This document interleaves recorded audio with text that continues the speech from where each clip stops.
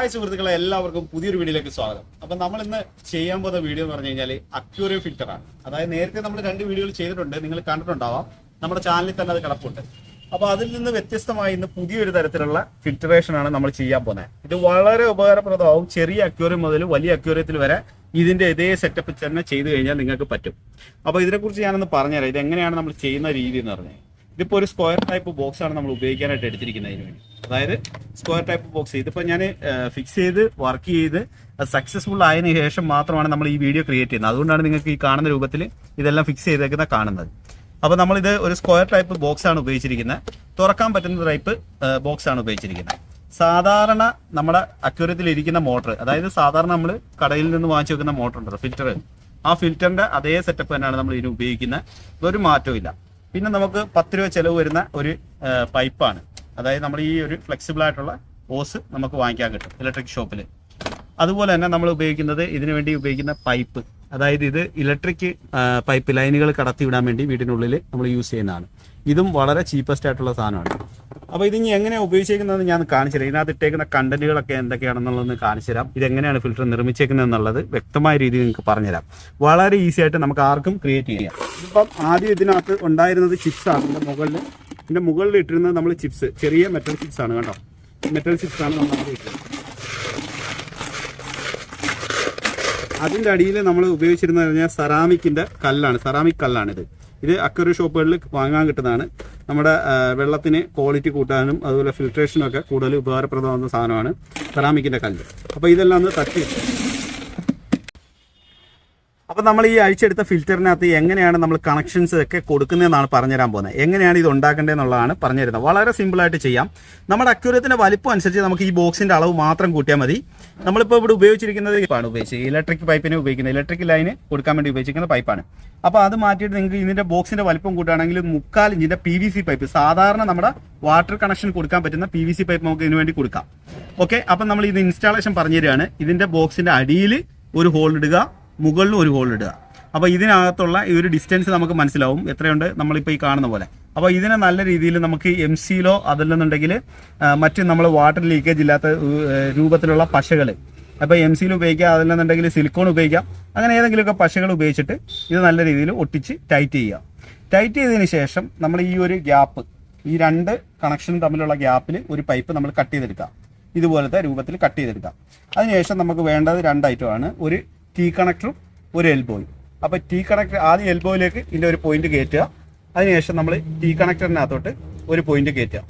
അപ്പോൾ T കണക്ടറിനകത്തോട്ട് ഇങ്ങനെ ഈ രൂപത്തിലായിരിക്കും, കണ്ടോ, ഈ രൂപത്തിൽ.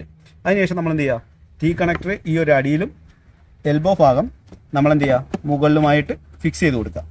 അപ്പോൾ ഫിക്സ് ചെയ്ത് കൊടുക്കുക കഴിയുമ്പോഴോടുകൂടി ഈ ഒരു പ്രധാന പരിപാടി നമ്മളെ കഴിഞ്ഞു. ഇതിൻ്റെ രീതി എങ്ങനെയാണ് ഞാൻ പറഞ്ഞുതരാം. അതിൻ്റെ ഇത് എന്തുകൊണ്ടാണ് ഇങ്ങനെ ചെയ്യുന്നതെന്നുള്ളത് പറഞ്ഞുതരാം. അതിനുശേഷം നമ്മൾ എന്ത് ചെയ്യുക, ഇപ്പോൾ ഈ ഒരു രൂപത്തിൽ നേരെ വെക്കുമ്പോൾ ഈ ഒരു രൂപത്തിലേക്ക് മാറും, കേട്ടോ. നിങ്ങൾ ഈ കാണുന്ന ഈ രൂപത്തിലേക്ക് മാറും.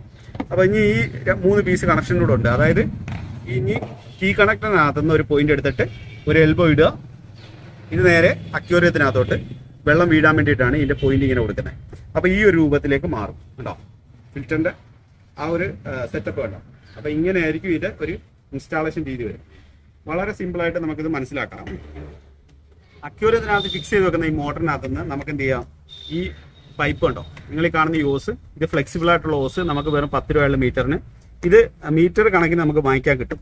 അപ്പോൾ അതിൻ്റെ അളവ് നമ്മൾ നോക്കുക. നമ്മുടെ ഇരിക്കുന്ന ചെറുതും വലുതും ഒക്കെ ഉണ്ടാവും. അപ്പോൾ ഇതിൽ സൂട്ടാവുന്ന ഒരു പൈപ്പ് വാങ്ങുക. ഇത് ഇതിലേക്ക് നമുക്ക് കയറ്റി കൊടുക്കാം.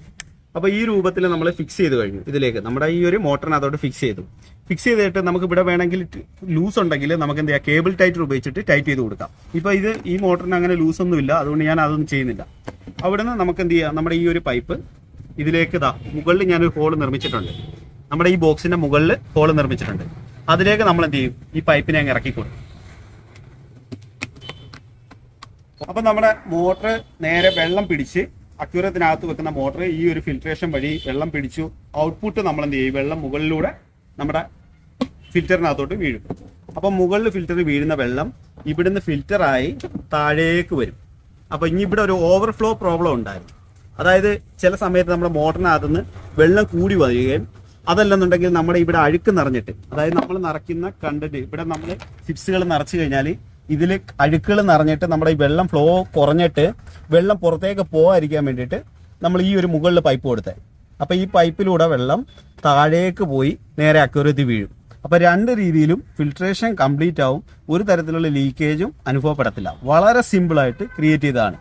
അപ്പോൾ നമ്മൾ ഈ നിർമ്മിച്ച ഫിൽറ്റർ അക്വേറിയത്തിൽ വെച്ച് വർക്ക് ചെയ്യുന്ന വീഡിയോ കൂടെ ഞാൻ നിങ്ങളിത് കാണിച്ചു തരാം. അപ്പോൾ നിങ്ങൾക്ക് കുറച്ചുകൂടെ മനസ്സിലാവും ഇത് എങ്ങനെയാണ് വർക്ക് ചെയ്യുന്നതും എത്രത്തോളം ക്വാളിറ്റിയിൽ ഇത് നമുക്ക് വെള്ളം വാഷ് ചെയ്ത് കിട്ടുന്നുണ്ട്, അതായത് ഫിൽറ്റർ ചെയ്ത് കിട്ടുന്നുണ്ടെന്ന് നിങ്ങൾക്ക് മനസ്സിലാവും. അക്വേറിയം ഒരു കാരണവശാലും വെള്ളം അഴുക്കാവത്തില്ല, വളരെ സക്സസ് ആയിട്ട് മുന്നോട്ട് പോയിക്കൊണ്ടേയിരിക്കും. അപ്പോൾ നമുക്ക് നോക്കാം.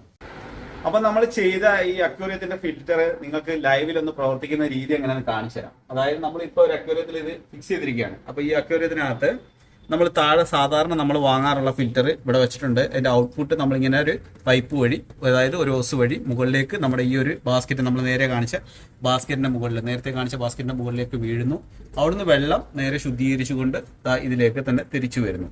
അപ്പോൾ നല്ല ക്വാളിറ്റിയിൽ നമ്മുടെ അക്വേറിയം ഇങ്ങനെ നല്ല അടിപൊളിയായിട്ട് കിടന്നോളും, ഒരു അഴുക്കും പിടിക്കാതെ നല്ല രീതിയിൽ അത്യാവശ്യം കുറെ നാൾ കിടക്കും. നമ്മൾ ഈ പ്ലാന്റും കാര്യങ്ങളൊക്കെ സെറ്റ് ചെയ്യുന്ന സമയത്ത് നമുക്ക് ലൈറ്റ് അത്യാവശ്യമാണ്. അപ്പോൾ ലൈറ്റ് കൂടുന്നതനുസരിച്ചിട്ട് നമ്മുടെ ഗ്ലാസ്സിൽ പായൽ വന്നു തുടങ്ങും.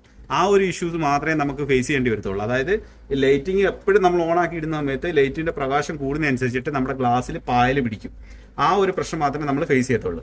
അല്ലാതെ ഇതിനകത്ത് വെള്ളത്തിലെ ഒരു അഴുക്കും ഇതിനകത്ത് നിലനിൽക്കത്തില്ല. കാര്യം നമ്മൾ അത്യാവശ്യം ഈ ഒരു ഫിൽറ്റർ സിസ്റ്റത്തിലൂടെ വലിച്ച് ഇതങ്ങ് എടുത്തോളും.